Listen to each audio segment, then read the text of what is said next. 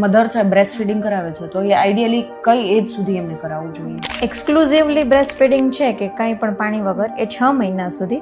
અને breast feeding મમ્મીની willingness અને બચ્ચાની વિલિંગનેસ, બચ્ચું તો માગશે જ પણ તેમ છતાંય મધર કેટલી કમ્ફર્ટેબલ છે એના ઉપર ડિપેન્ડ કરે છે. WHO રિકમેન્ડેડ 2 to 5 years સુધી તમે બચ્ચુને બ્રેસ્ટ ફીડિંગ આપો તો બહુ સારું જ છે, કારણ કે એમાં એવા ઇમ્યુનોગ્લોબ્યુલિન્સ હોય છે કે જે તમને અમુક રોગોથી બહુ સારું પ્રોટેક્શન આપે છે, એટલે એના માટે ખૂબ સારું છે બ્રેસ્ટ ફીડિંગ. તો મેડમ અત્યારે જે પાવડર મિલ્ક છે એનો ક્રેઝ થોડોક વધી ગયો છે, તો એ બાળક માટે કેટલું યોગ્ય છે?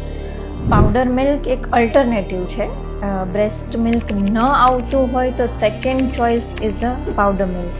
એના સિવાય થર્ડ કે ફોર્થથી પછી કાઉ મિલ્ક નહીં આવી શકે છે અફોર્ડેબિલિટી ઇશ્યુઝના કારણે, પણ second choice always powder milk છે. પણ મમ્મીને ન આવતું હોય તો અત્યારના જમાનામાં સ્ટ્રેસફુલ લાઈફ થઈ ગઈ છે એટલે બની શકે છે કે મધરને બ્રેસ્ટ મિલ્ક ઓછું આવતું હોય અથવા તો ના આવતું હોય.